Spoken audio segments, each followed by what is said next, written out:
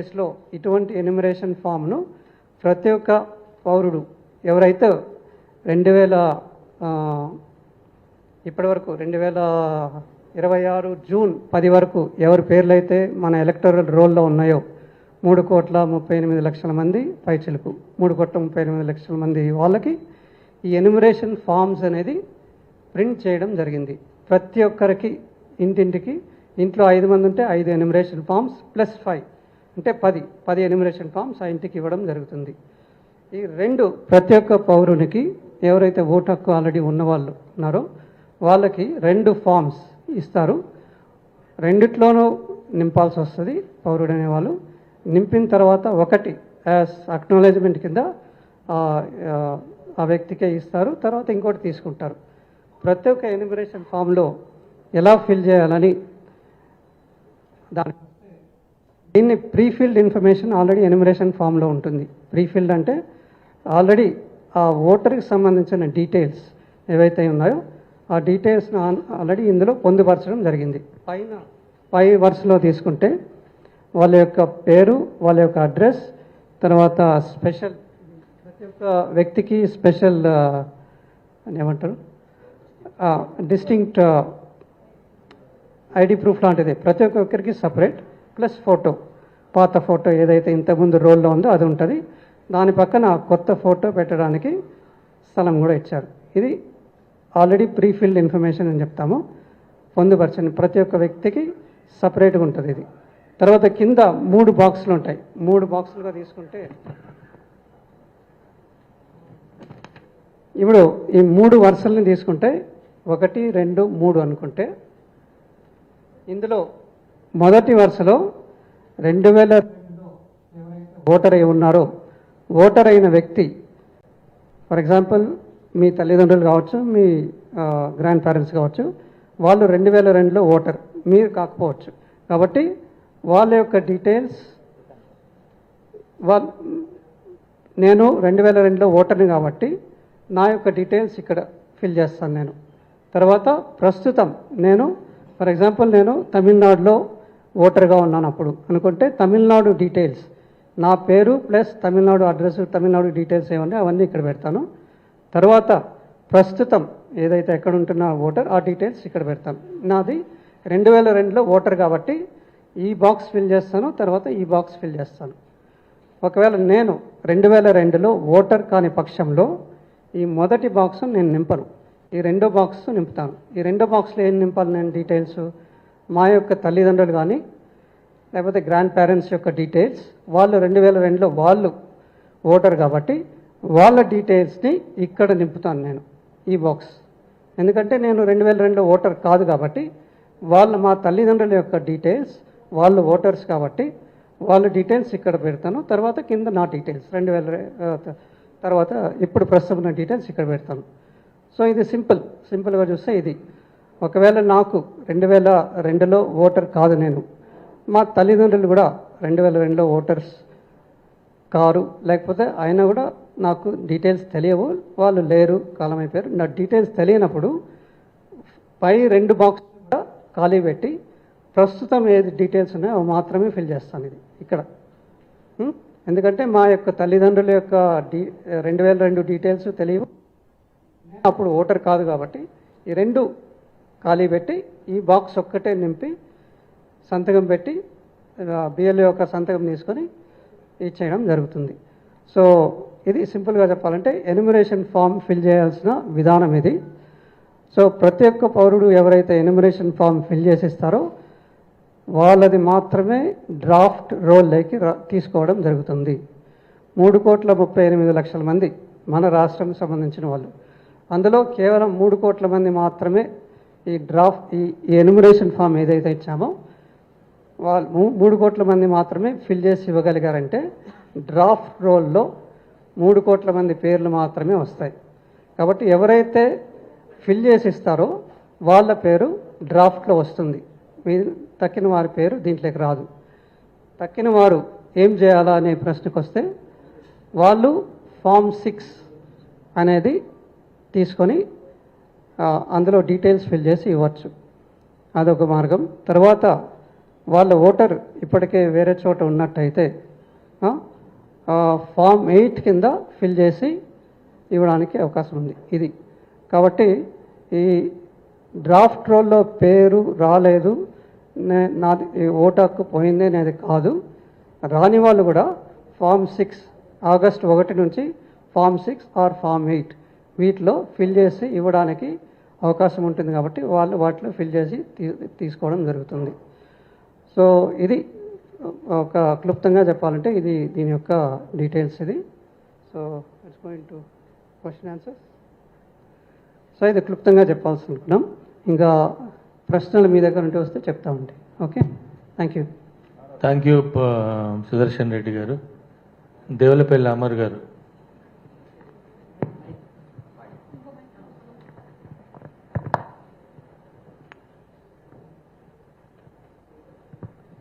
Sir, నా పేరు అమర్. నేను మన తెలంగాణ అనే దినపత్రిక ఎడిటర్గా ఉన్నానండి. నాది ఒకటే సందేహం, మీరు ఇంతసేపు చాలా ఎక్స్ప్లెయిన్ చేసినారు. మా ఇంటికి కూడా తీసుకొచ్చి ఫామ్ ఇచ్చిపోయినారు. నాకైతే ఇప్పటికీ అర్థం కాలేదని ఎట్లా ఫిలప్ చేయాలో. అది పక్కన పెడితే 30 ఏళ్ళుగా నేను నా సొంత ఇంట్లో ఉంటున్నాను.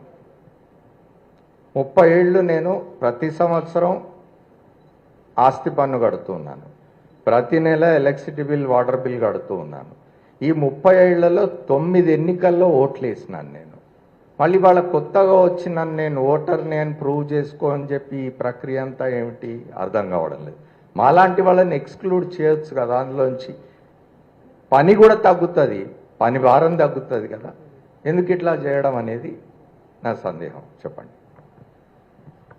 సో ఇంతకుముందు చెప్పినట్టే స్పెషల్ ఇంటెన్సివ్ రివిజన్ అనేది పూర్తి ప్రక్షాళన అనేది ప్రతి ఒక్క మన దేశంలో ఉన్న ప్రతి ఒక్క పౌరుడు irrespective of the position is holding, ఎటువంటి పొజిషన్లో ఉన్నా కూడా ప్రతి ఒక్కరూ ఈ ఎన్యుమరేషన్ ఫామ్ అనేది ఫిల్ చేసి ఇవ్వాలనేదే ఎలక్షన్ కమిషన్ యొక్క ఉద్దేశం కూడా.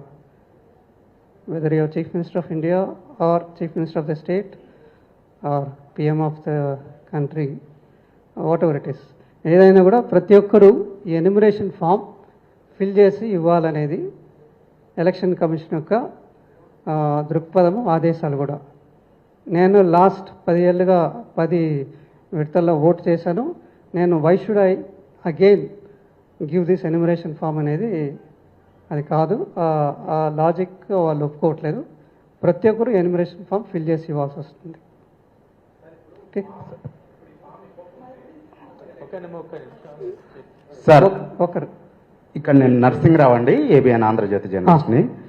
ఇప్పుడు మీరు గతంలో చెప్పారు, ఇప్పుడు చెప్పారు 3,38,00,000 ఎన్యుమరేషన్ ఫామ్లను ముద్రించాము, ఇంటింటికి మా బిఎల్ఓలు తీసుకెళ్ళి ఇస్తారు. ఒక్కసారి కాదు 3 సార్లు వెళ్తారు. అది ఫామ్ ఒక రోజు ఇస్తారు, తర్వాత ఎట్లా నింపాలో సహాయం చేస్తారు, ఆ తర్వాత మళ్ళీ వచ్చి తీసుకుంటారని చెప్పారు. కానీ హైదరాబాద్ నగరంలో మెజార్టీ ఏరియాలో, స్వయంగా నేనుండే ఏరియాలో నా ఇంటికి కూడా ఈ క్షణం వరకు కూడా ఎన్యుమరేషన్ ఫామ్ తీసుకొని బిఎల్ఓ రాలేదు. ఇట్లా చాలా కాలనీలో ఈ పరిస్థితి ఉంది. సో దీనిపైన పర్యవేక్షణ లోపమా, ఎందుకు బిఎల్ఓలు ఇండ్లకు రావట్లేదు?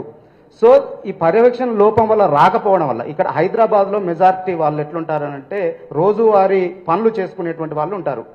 మీరు అసలు ఎన్యుమరేషన్ ఫామే ఇంటికి రాకపోతే, ఇవ్వకపోతే, ఆ ఎన్యుమరేషన్ ఫామ్ తిరిగి ఓటర్ ఇవ్వకపోతే, బిఎల్ఓ చేసే తప్పిదానికి అతని ఓటర్ తొలగిస్తే దానికి ఎవరు బాధ్యులు? ఎందుకు ఆ పర్యవేక్షణ లోపం ఉంది? మెజార్టీ ఏరియాలో ఉంది. స్వయంగా నేనుంటున్నాను, నేను రామంతాపూర్లో ఉంటాను, నా ఇంటికి ఇప్పటి వరకు బిఎల్ఓ రాలేదు. అంటే మనకు అవసరం ఉంటే, మీరేమో 3 సార్లు వస్తారన్నారు, ఒక్కసారి కూడా వాళ్ళు రావట్లేదు. ఎందుకు రావట్లేదు? ఎందుకు పర్యవేక్షించట్లేదు? ఎందుకు ఆ లోపం ఉంది? దాన్ని ఎందుకు సరి చేయట్లేదు? ఇప్పుడు అర్బన్ పాకెట్స్ తీసుకుంటే బిఎల్ఓ యొక్క లోపమే కాకపోయినా అర్బన్ పాకెట్స్లో హౌసెస్, ఇల్లు ఏ విధంగా ఉన్నాయంటే పోలింగ్ స్టేషన్ అనేది దానికి ఒక పరిధి అనేది ఉంటుంది, 2 కిలోమీటర్స్ రేడియస్. ఆ 2 కిలోమీటర్స్ రేడియస్లో ఉన్న ప్రతి ఒక్కరికి ఒక పోలింగ్ స్టేషన్ కింద తీసుకోవడం జరుగుతుంది. గ్రామాల్లో, తర్వాత చిన్న చిన్న టౌన్లో కూడా ఇది పక్కాగా ఇది ఉంది. వెరాస్ అర్బన్ పాకెట్స్ లైక్ హైదరాబాద్ కానీ చుట్టుపక్కల ఉన్న మేడ్చల్ ఇవి తీసుకుంటే ఆ 2 కిలోమీటర్స్ రేడియస్లో ఒక బిఎల్ఓకే కాకుండా ఇంకొక బిఎల్ఓ కూడా అలా మిక్సప్ అయింది. ఎందుకంటే అడ్రస్ కరెక్ట్ లేకపోవడం ఒకటి, తర్వాత హౌసెస్ మధ్య మధ్యలో కన్స్ట్రక్షన్ చేయడం, పూర్తిగా అది అడ్రసెస్ మిక్సప్ అడ్రసెస్ ఉండడం వల్ల బిఎల్ఓ పరిధిలో 1200 ఓట్లు అంటే అది మిక్స్ అయి ఉండడం వల్ల ఇబ్బంది జరుగుతుంది. అదొకటి. రెండవది బిఎల్ఓస్ ఎవరైతే ఉన్నారో వాళ్ళు అర్బన్ పాకెట్స్లో వాళ్ళ యొక్క ఏదైతే పనిచేస్తున్న ప్రదేశం ఏదుందో అక్కడ ఆ ప్రదేశానికి సంబంధించిన వ్యక్తి కాదు వీళ్ళు ఎక్కువ భాగం. ఇంతకుముందు అయితే మున్సిపల్ ఎంప్లాయీస్ అని చెప్పేసి సూపర్వైజర్స్ ఆ విధంగా పెట్టుకున్నారు. But election commission of India ఏం చెప్పిందంటే గ్రూప్ సి ఆఫీసర్స్ని పెట్టుకోవాలి. ఎందుకంటే మున్సిపల్ ఎంప్లాయీస్లో నిరక్షరాస్యులు తర్వాత మినిమం ఎడ్యుకేటెడ్ ఉంటారు కాబట్టి వాళ్ళని మార్చండి అని చెప్పారు. కాబట్టి వాళ్ళని మార్చడం ఒకటి. దానివల్ల ఎవరైతే ఎంప్లాయీ బిఎల్లో ఉన్నారో వాళ్ళు ఆ ప్రదేశానికి సంబంధించిన వ్యక్తి కాదు, అదొకటి. తర్వాత అక్కడ చేస్తున్న ఎంప్లాయీ కూడా కాదు. వేరే రూరల్ ఏరియాస్లో అంగన్వాడీ వర్కర్ కానీ లేకపోతే ఏఎన్ఎం కానీ ఇంకా పంచాయత్ సెక్రటరీ కానీ ఎవరిని తీసుకున్నా ఎక్కువ భాగం 80 to 95% ఆ ఏరియాకి సంబంధించిన వాళ్ళే 5 ఏళ్ళ నుంచి 8 ఏళ్ళ నుంచి కొంతమంది 10-12 ఏళ్ళ నుంచి అక్కడే పనిచేస్తూ ఉన్నారు. ఇంతకుముందు ఎలక్షన్స్ కూడా వాళ్ళు అక్కడే కండక్ట్ చేయడం జరిగింది. ఈ విధంగా ఉండడం వల్ల రూరల్ పాకెట్స్లో ఈజీ. వేరే అర్బన్ పాకెట్స్లో ప్రదేశం కొత్త ఒకటి, ఆ ఏరియాలో ఉన్న ఇళ్ళకు సంబంధించిన వ్యక్తులు అందరూ కొత్త కావడంతో ఇబ్బంది ఏర్పడుతుంది. ఇదొకటి. తర్వాత వాళ్ళని ప్రతి ఒక్క ఎంప్లాయీ అర్బన్ పాకెట్స్లో అయితే బిఎల్ఓకి సహాయకులుగా మున్సిపల్ ఎంప్లాయీస్ని పెట్టమని చెప్పడం జరిగింది. కొన్ని చోట్ల పెట్టకపోవడం వల్ల అదొక ఇబ్బంది ఉండొచ్చు. తర్వాత ఇంకోటి వాళ్ళు మీరు అంటున్నట్టు తిరగడం లేదు అంటే వాళ్ళకి ఎక్కడ ఉంటున్నారు, నాకున్న 1200 మంది ఓటర్స్లో వాళ్ళు ఏ హౌస్లో ఉంటున్నారు, ఏ అడ్రస్లో ఉంటున్నారు తెలియకపోవడం ఒకటి.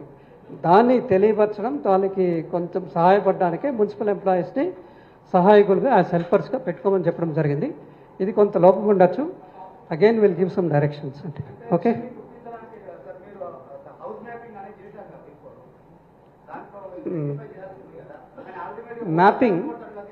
మ్యాపింగ్ ఆఫ్ ఎలక్టర్స్ కూడా mapping of pre mapping enumeration కన్నా ముందు మ్యాపింగ్ చేసిన దాంట్లో కూడా హైదరాబాద్ మేడ్చల్ 2 డిస్ట్రిక్ట్స్ తీసుకుంటే హైదరాబాద్లో 45% మ్యాపింగ్ అయింది, మేడ్చల్లో 42% అయింది, ఇక్కడ పక్కనున్న రంగారెడ్డి జిల్లాలో 58% అయింది, ఇంకా పక్కనున్న సంగారెడ్డిలో 68% అయింది. మిగతా అన్ని జిల్లాల్లో తీసుకుంటే 90%, 99%, 95% అలా మ్యాపింగ్ చేయగలిగారు. మ్యాపింగ్లో టైంలో కూడా వాళ్ళకి 6 months 8 months టైం ఇచ్చినా కూడా మ్యాపింగ్ టైంలో కూడా వాళ్ళు గుర్తించలేకపోయారు. సో ఈ హౌసెస్ గుర్తించడంలో కొంత ఇబ్బంది అయింది, వాళ్ళకి ఇబ్బంది అవుతుంది కూడా ఇప్పుడు కూడా తిరిగి ఇవ్వడంలో. సార్ తిరుపతి చారి సార్ 10 TV యాక్చువల్గా మీరు చెప్తున్నారు హైదరాబాద్ నగరం సంబంధించిన మేజర్ ప్రాబ్లం అంతా హైదరాబాద్ నగరమే ఉన్నది. మీరు రూరల్ ఏరియాలో 90% ప్లస్ అయింది అంటున్నారు, హైదరాబాద్లో 60% ప్లస్ అంటారు. కానీ యాక్చువల్గా ఇప్పటి వరకు కూడా హైదరాబాద్లో నాకు తెలిసి ఎమ్యూనరేషన్ ఫామ్స్ 35% కూడా జరగలేదు సార్. వాస్తవంగా చాలా చోట్ల ఒకే నంబర్ ఉన్న ఇంట్లో పోలింగ్ బూత్లేమో 4 ఉంటున్నాయి. ఎమ్యూనరేషన్ ఫామ్ ఇచ్చే బిఎల్ఓలు సరిగా ఆ ఇంటికి వచ్చి ఎవ్వరు కూడా ఆ ఎమ్యూనరేషన్ ఫామ్స్ ఇవ్వట్లేదు. వస్తున్నారు ఆ ఇల్లు పరిసర ప్రాంతాలకు వస్తున్నారు, వాళ్ళు ఇళ్ళకు కూడా రావట్లేదు. ఆ ఫ్లోర్స్లో కూడా పైకి ఎక్కడ